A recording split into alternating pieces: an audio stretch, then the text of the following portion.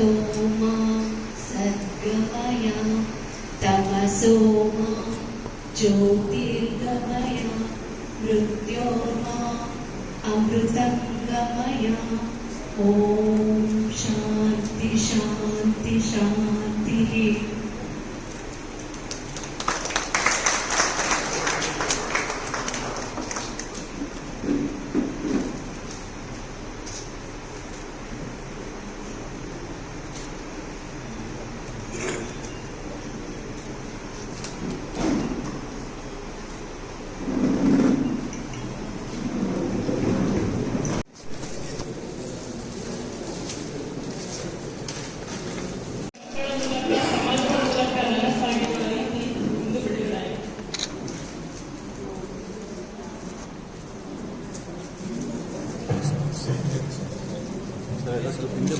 ಹಿಂದೆ ಬನ್ನಿ.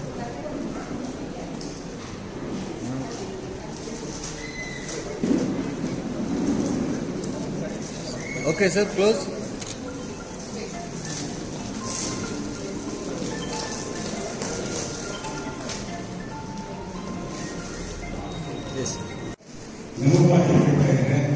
ಓಡೋಗಿ ಗುಡಿ ಕೂಡ ಕೊಡ್ತಾ ಇದ್ದಾರೆ. ಈಗ ನಮ್ಮ ಪ್ರದರ್ಶನವೇ ಜಾಸ್ತಿ ಆಗಿದೆ. ಆಚರಣೆಗಿಂತ ಪ್ರದರ್ಶನ ಗದ್ದಲ ಇದು ಜಾಸ್ತಿ ಆಗಿದೆ. ಯಾಕೆ ಮಾತು ಹೇಳ್ತಾರೆ, ಬಹಳ ಮುಖ್ಯವಾಗಿರ್ತಕ್ಕಂಥ ಒಂದು ಘಟ್ಟದ ನಿಂತು ಯಾವುದೋ ಪ್ರಧಾನಮಂತ್ರಿ ಪುಸ್ತಕವನ್ನು ಬಿಡುಗಡೆ ಮಾಡ್ತಾ ಇದ್ದಾರೆ, ಯಾವುದೋ ರಾಷ್ಟ್ರಪತಿಯ ಪುಸ್ತಕವನ್ನು ಬಿಡುಗಡೆ ಮಾಡ್ತಾ ಇದ್ದಾರೆ. ರಾಷ್ಟ್ರಪತಿಯ ಪುಸ್ತಕವನ್ನು ಬಿಡುಗಡೆ ಮಾಡ್ತಾರೆ ಬಂದಿರ್ತಂದ್ರೆ ಬಹಳ ಬಾಯಿ ಎಲ್ಲ ಮುಚ್ಕೊಂಡು ಬಂದು ಕೂತ್ಕೊಂಡು ಊರ ಮುಂಚೆ ಬಂದು ಕೂತ್ಕೊಂಡು ತಗೊಳ್ತೀವಿ. ಶ್ರೀಮಂತರ ಬದುಕು ಮಾತ್ರ ಮುಖ್ಯ, ಅಧಿಕಾರದ ಗದ್ದುಗೆಯಲ್ಲಿ ಇರ್ತಕ್ಕಂಥ ಬದುಕು ಮಾತ್ರ ಮುಖ್ಯ, ನಮ್ಮ ಬದುಕು ಮುಖ್ಯವೇ ಅಲ್ಲ ಅಂತ ನಾವು ಅಂದ್ಕೊಂಡಿದ್ದೀವಿ. ಅವರಲ್ಲ. ಶ್ರೀರಾಮನಿಗೆ ಭಗವಂತನ ವ್ಯಕ್ತಿ ಸ್ವಾತಂತ್ರ್ಯ ಬಂದ ಸಂದರ್ಭದಲ್ಲಿ ಅವರು ಬರೆದಿರ್ತಕ್ಕಂಥ ಶ್ರೀಸಾಮಾನ್ಯನ ದೀಕ್ಷಾಗೀತೆ ಅನ್ನುವಂಥ ಒಂದು ಪದ್ಯ ಬರ್ತದೆ. ಶ್ರೀಸಾಮಾನ್ಯ ಅಂದ್ರೆ ಏನು ಅಂದರೆ ಎ ಕಾಮನ್ ಮ್ಯಾನ್. ಶ್ರೀಸಾಮಾನ್ಯನಾಗಬಲ್ಲ, ಶ್ರೀಸಾಮಾನ್ಯ ಏನ್ ಬೇಕಾದ್ರೂ ಆಗಬಲ್ಲ. ಅದರಿಂದ ನಮ್ಮ ಶ್ರೀಸಾಮಾನ್ಯನ ಬದುಕು ಬಹಳ ಮುಖ್ಯ. ದೊಡ್ಡವರ ಬಗ್ಗೆ ಮುಖ್ಯವು. ಗಾಂಧೀಜಿ ಈ ದೇಶಕ್ಕೆ ಎಷ್ಟು ಸ್ವಾತಂತ್ರ್ಯ ತಂದುಕೊಳ್ಳೋಕೆ ಎಷ್ಟು ಪ್ರಯತ್ನ ಮಾಡಿದ್ರು. ಅವ್ರ ಜೊತೆಗೆ ಹೆಜ್ಜೆ ಗಾಂಧೀಜಿ ದೇಶಕ್ಕೆ ಸ್ವಾತಂತ್ರ್ಯ ತಂದುಕೊಡ್ತಾ ಇದ್ರು. ಅವರಿಗೆ ಮನೆಮಠಗಳನ್ನು ಬಿಟ್ಟು ಹೋರಾಟ ಮಾಡಿದ್ರು. ಹಾಗೆ ಎಷ್ಟೋ ಜನ ಮನೆಮಠಗಳನ್ನು ಕಳ್ಕೊಂಡಿದ್ದಾರೆ. ಮನೆ ಹೋಗಿ ಮಠ ಹೋಗಿ ದೇಶ ಮಾತ್ರ ಉಳಿಲಿ ಎನ್ನುವಂಥ ಒಂದು ಭಾವನೆಯನ್ನು ಕಾಲಕ್ಕೆ ಬಾಲಿಕೆಯನ್ನು ಪ್ರೇರೇಪಿಸಿದಂಥ ಗಾಂಧೀಜಿಯ ಮಾತಿಗೆ ಪ್ರೇರಣೆಯನ್ನು ಕೊಟ್ಟು ಹೋಗೊಟ್ಟು ಮನೆಮಠಗಳನ್ನು ತೋರುವಂತ ಮಾಡ್ತಾರೆ. ಆ ಶ್ರೀಸಾಮಾನ್ಯ ಒಟ್ಟುಗೂಡಿದ್ರಿಂದಲೇ ಗಾಂಧೀಜಿ ಸಕ್ಸಸ್ ಆಗುತ್ತೆ. ಅದನ್ನು ಮನಸ್ಸಲ್ಲಿ ಇಟ್ಕೊಳ್ಬೇಕು.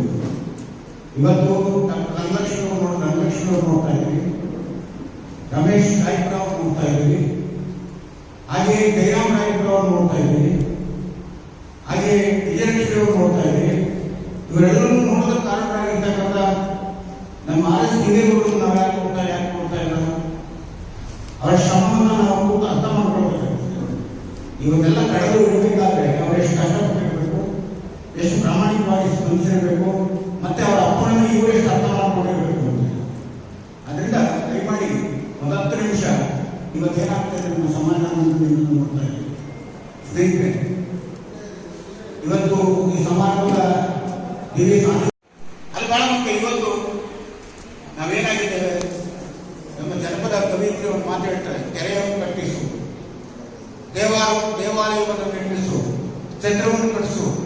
ಒಂದೊಂದು ತೊಟ್ಟು ಹಾಲನ್ನು ತನ್ನ ಮಗುವಿಗೆ ಬಾಯಿಗೆ ಹಾಕ್ತಾ, ಮಗು ನೀನು ಮುಂದೆ ಕೆರೆ ಕಟ್ಟಿಸಬೇಕು, ಕಾಲುವೆ ಕಟ್ಟಿಸಬೇಕು, ಅರವಟ್ಟಿಗಳನ್ನು ನಿರ್ಮಿಸಬೇಕು, ದೇವಾಲಯವನ್ನು ನಿರ್ಮಿಸಬೇಕು.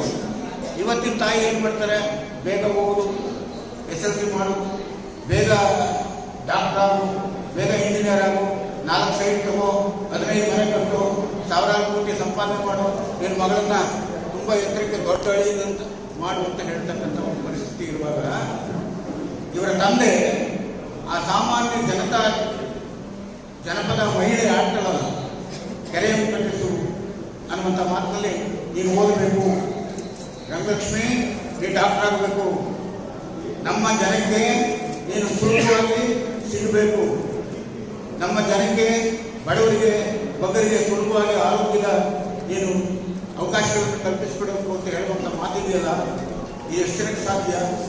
ಅದಕ್ಕಾಗಿ ನಾವು ನಿಂಗೇಗೌಡರನ್ನ ಮೆಚ್ಚಿಕೊಳ್ಬೇಕಾಗ್ತದೆ. ನಿಂಗೇಗೌಡರಿಗೆ ನಾವು ನಮಸ್ಕಾರ ಮಾಡಬೇಕಾಗ್ತದೆ.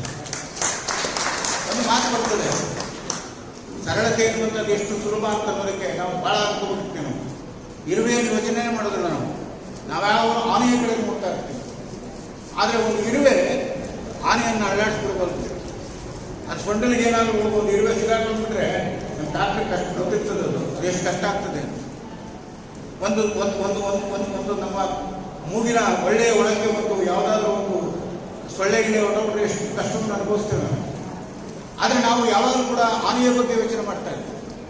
ಸೊಳ್ಳೆಯ ಬಗ್ಗೆ ಯೋಚನೆ ಮಾಡೋದಿಲ್ಲ, ಇರುವೆ ಬಗ್ಗೆ ಯೋಚನೆ ಮಾಡೋದಿಲ್ಲ. ಇರುವೆಯೂ ಕೂಡ ಅಷ್ಟೇ. ಈ ಪ್ರಪಂಚದಲ್ಲಿ ಇರ್ತಕ್ಕಂಥ ಎಲ್ಲ ಚರಾಚರ ವಸ್ತುಗಳೆಲ್ಲ, ಸಾಮಾನ್ಯ ಜಂತುವಿನಿಂದ ಹಿಡಿದು ಮಹಾ ದೊಡ್ಡ ದೊಡ್ಡ ವೃಕ್ಷಗಳವರೆಗೆ ಎಲ್ಲವೂ ಕೂಡ ಯಾವುದೋ ಒಂದು ಉದ್ದೇಶಕ್ಕಾಗಿ ಹುಟ್ಟಿದ್ದಾವೆ ಅಂತಕ್ಕಂಥ ಒಂದು ಉದ್ದೇಶವನ್ನು ಇಟ್ಕೊಂಡೇ ಹುಟ್ಟಿರ್ತಕ್ಕಂಥ, ಪ್ರಕೃತಿಯ ಸಮತೋಲನವನ್ನು ಕಾಯ್ದುಕೊಳ್ಳೋದಕ್ಕೋಸ್ಕರವಾಗಿ ಎಲ್ಲ ಹುಟ್ಟಿರ್ತಕ್ಕಂಥ. ನೋಡಿ, ಒಬ್ಬ ವಚನಕಾರ ಹೇಳ್ತಾನೆ, ಕರಿಯ ನಿತ್ತಡೆ ಒಲ್ಲೆ, ಯೋಚನೆ ಮಾಡಿ, ಕರಿಯ ನಿತ್ತಡೆ ಒಲ್ಲೆ, ಸಿರಿಯ ನಿತ್ತಡೆ ಒಲ್ಲೆ, ಹಿರಿದಪ್ಪ ರಾಜ್ಯವ ನಿತ್ತಡೆ ಒಲ್ಲೆ, ನಿಮ್ಮ ಶರಣರ ಸುಳ್ಳುಡಿಯನ್ನು ದನಗಳಿಗೆ ಇತ್ತಡೆ ನಿನ್ನ ನಿತ್ಯ ಕಾಣ ರಾಮನಾಥ ಅಂದ್ಬಿಡ್ತಾರೆ. ನಿನ್ನ ಶರಣರ ಸುಳ್ಳುಡಿಯನ್ನು ಅರಗಳಿಗೆ ಇರ್ತಡೆ. ನನಗೆ ಕರಿ ನಾಯಿ ಹೇಳಿಲ್ಲ ಅವನು, ಕುದುರೆ ಹೇಳಿಲ್ಲ ಅವನು. ಕರಿಯನ್ನು ದೊಡ್ಡ ಪ್ರಾಣಿ, ಅದು ಪ್ರಾಣಿಗಳಲ್ಲೇ ದೊಡ್ಡದದು. ಅಂತಹ ದೊಡ್ಡ ಪ್ರಾಣಿಯನ್ನು ಕೊಟ್ಟರು ನನಗೆ ಬೇಡಪ್ಪ. ಸಿರಿಯ ನಿತ್ತಡೆ ಒಲ್ಲೆ, ಅಪಾರವಾದಂಥ ಐಶ್ವರ್ಯವನ್ನು ಕೊಟ್ಟರು ನನಗೆ ಬೇಡಪ್ಪ. ಜಗತ್ತಿನ ಎಲ್ಲ ಸಂಪತ್ತನ್ನು ನಮಗೆ ಕೊಟ್ಟರು ಬೇಡ ಮನೆ. ಸಿರಿ ಎಂದು ಬರೀ ಹಣ ಹೇಳೋದಿಲ್ಲ ಅವನು, ಲಕ್ಷ ಹೇಳೋದಿಲ್ಲ, ಕೋಟಿ ಹೇಳೋದಿಲ್ಲ. ಸಿರಿಯ ನಿತ್ತಡೆ ಒಲ್ಲೆ. ಹಾಗೆಯೇ ಇರಿದಪ್ಪ ರಾಜ್ಯವನ್ನಿತ್ತಡೆ ಒಲ್ಲೆ, ಇಡೀ ಪ್ರಪಂಚವನ್ನು ಕೊಟ್ಟರು ಬೇಡ ನನಗೆ. ಏನ್ ಬೇಕು? ನಿನ್ನ ಶರಣರ ಸುಳ್ಳುಡಿ ನರಗಳಿಗೆ ಇತ್ತಡೆ. ಪೂರ್ಣವಾಗಿಯೂ ಅಲ್ಲ, ಒಂದಿಷ್ಟೊತ್ತು, ಒಂದು 4 ಒಳ್ಳೆಯ ಮಾತುಗಳು ಕಿವಿಯ ಮೇಲೆ ಬೀಳುವ ಹಾಗೆ ನೀನು ಮಾಡಿಬಿಟ್ರೆ ನಿನ್ನನ್ನು ನೀನೇ ಕೊಟ್ಕೊಂಡಾಗ, ನಿನ್ನನ್ನು ನಾನು ಕೊಟ್ಟ ಹಾಗೆ, ನಿನ್ನ ನಿತ್ಯ ಕಾಣ ರಾಮನಾಥ ಅಂತಾನೆ ದೇವರದಾಸನ. ಅಂದರೆ ಸರಳತೆಯ ಬಗ್ಗೆ ಎಷ್ಟು ಮಟ್ಟಿಗೆ ನಮ್ಮ ಮಾತ್ರ. Simplicity is the best argument in life. ಶ್ರೀಸಾಮಾನ್ಯನ ಬದುಕು ನಿಜಕ್ಕೂ ಕೂಡ ಅರ್ಥಪೂರ್ಣವಾಗಿರ್ತದೆ. ನೋಡುವ ಕಣ್ಣುಗಳು ಬೇಕು, ಕೇಳುವ ಕಿವಿಗಳು ಬೇಕು. ನೋಡುವ ಕಣ್ಣುಗಳಿದ್ರೆ ಒಂದು ಸಾಮಾನ್ಯ ಇರುವೆಯ ಜೀವನವೂ ಕೂಡ, ಜೀವನ ಕ್ರಮವೂ ಕೂಡ